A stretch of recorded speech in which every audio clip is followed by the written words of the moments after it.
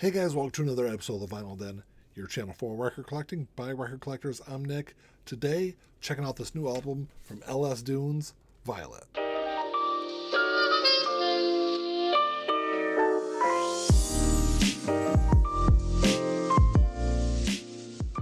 There's a bunch of links down below. You got links for the Vinyl Den Facebook group, for the merch page, for the Spotify and Apple Music playlist that I put together every week, and the Patreon page. So make sure you check all that out. Like always, if you enjoyed the episode, make sure you give me a thumbs up, hit that subscribe button down below, and make sure you hit that notification bell so you're notified every time I release new episodes. So LS Dunes just released their sophomore album, Violet, on January 31st. If you're unfamiliar with who LS Dunes are, they are a supergroup. They're formed by Anthony Green from Saosin on vocals. There's also Frank Liero from My Chemical Romance. There's Travis Stever from Coheed Cambria, both on guitar. And then you got Tim Payne on bass and Tucker Rule on drums. Both of them are from the band Thursday. So back in 2020, Thursday was putting together a holiday live stream, and that's where the seeds of this band really came from. They were all practicing together for that live stream, and I think the band came together first, and then they recruited Anthony Green on vocals. The band released their debut album, Past Lives, in 2022. It was met with pretty wide acclaim. I think it hit like number 174, I think, on the Billboard 200. So my first question was, what is LS Dunes and where did the name come from? I guess the original name for the band was Dad Bods, which I think is a terrible name, but during the early practices for the band, they were trying to come up with a better name. And someone said that their music sounded almost had this like rock desert kind of sound. And then somebody threw out the idea of naming the band LSD. And someone said, hey, how about LS Dunes? Because it sounds almost like an R.L. Stein kind of name. And that's what stuck with the band. So Will Yip returned to produce the new album. He's worked with a wide array of artists across genres. I know he's worked with Lauryn Hill, he's worked with The Fray, he did some work with Panic! At the Disco, he's worked with the Wonder Years also. So like I said, a lot of good stuff he's done over the years. And then the album was released through Fantasy Records, distributed through Concord Records, and Concord Records is an imprint of the Concord Jazz label. So I think technically this album is listed as a post-hardcore alternative album. I've even seen some people list it as an emo album. You know, I think it's the big takeaway from the overall sound of this album is you've got members from a bunch of different bands. Like I said, you got Saosin on here, you've got My Chemical Romance, you've got Coheed Cambria, you've got Thursday, and all these different musicians took different parts from each one of those bands and blended them all together for the sound. And I think it makes a really unique sounding album and a unique sounding band. I will say that if you go back and listen to the first album, Past Lives, Violet is very much a continuation of the sound that they established on that first album, but I think they've made a lot of growth from the first album to the second album. The album isn't really long either. There's 10 tracks on here. I want to say it runs around 39 minutes. The band released the first single of the album, Fatal Deluxe, in September of last year, like a full month before the official announcement of the album. And then they followed that up with 3 singles, Machines, Paper Tigers, and Violet, all before the release of the album. And I've had all 4 of those singles pretty much on repeat for the last probably week plus. So one thing I always talk about is track listing. I'm somebody that really strongly looks at track listing and really how the band puts together an album. Because you can take, let's say an album has 10 songs, and you take those 10 songs and put them in one specific order, the album will have a certain sound to it. And then you take those tracks and kind of mix them up, and you can give almost a completely different feel to the album depending on how you sequence those tracks. The album starts with the song Like Magic and has, I think it's 45 seconds long, this isolated vocals track to start the song before the band kicks in. And it gives the song this almost haunting feeling. And that's why I was talking about track listing, because I think this is the perfect song to start this album off. I think it really sets the tone for the rest of the album. And Like Magic also has something I think is missing from a lot of newer bands and a lot of newer albums. It's got a great guitar solo in it. And I feel like it's almost like a lost art over the last, probably at least the last decade, I think. And then it bleeds into this almost like a Greta Van Fleet kind of style song. At least vocally, it kind of reminds me of something that Greta Van Fleet has done, only I think better. I really like the way they layered the vocals on the song. And something kind of continues on through, probably I'd say a large chunk of the album. And then we come to the song, I Can See It Now. And I don't want to say this is a bad song, because I don't think it is. It's just one of those songs that I guess is just okay for me. There's nothing bad with it, nothing really great. It's just there. I don't want to call it a filler song because I think it's better than a filler song, but something that just didn't grab me right away. And then the title track, Violet, I think is another one of those songs that has that kind of haunting sound to it.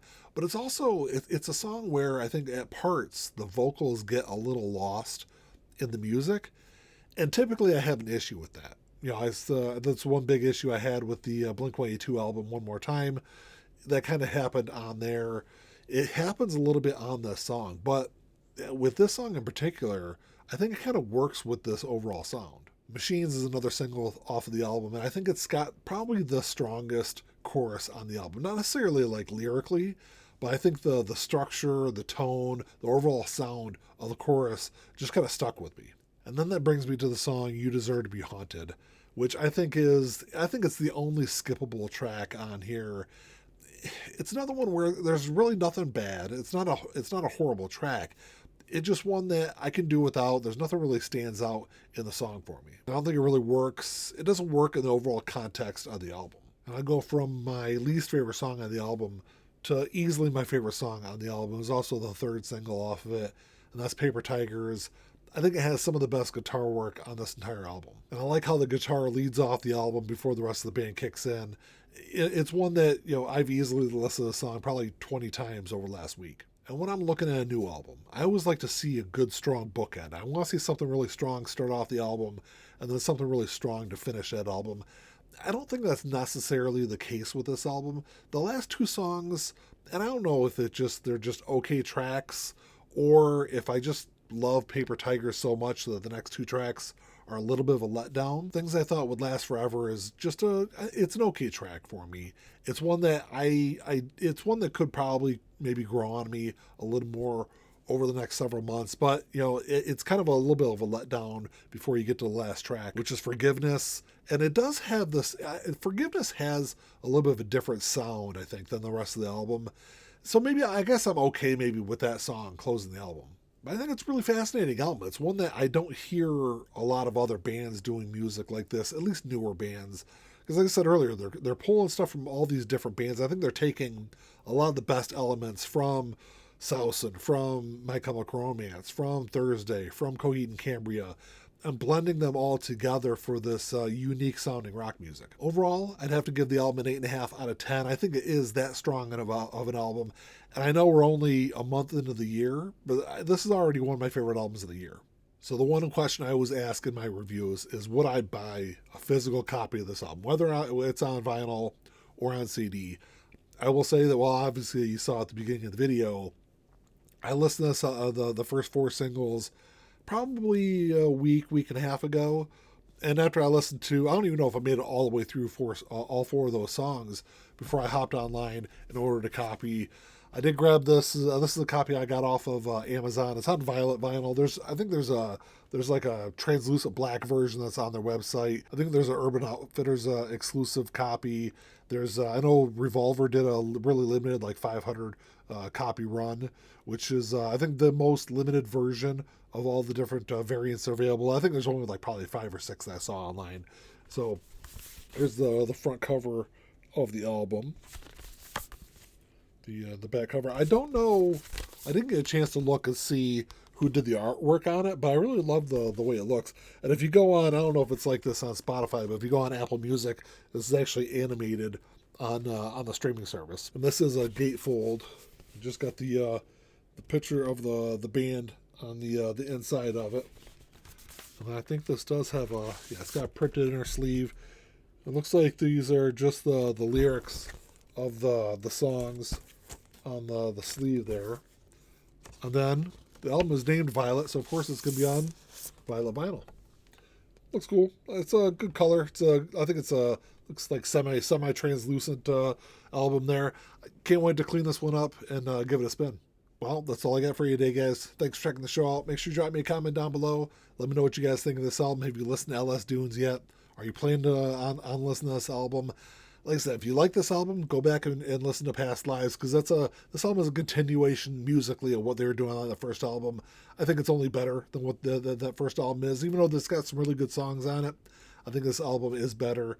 But, I think they're one of those bands that I can't wait to see what they do next. Hopefully they stay together, make some more albums, because we need more bands like this in rock music. I think, we kind of rely on all these bands that have been around for, 30, 40, 50 years now to kind of continue on with rock, which we need newer bands to come up and do some fun and interesting stuff.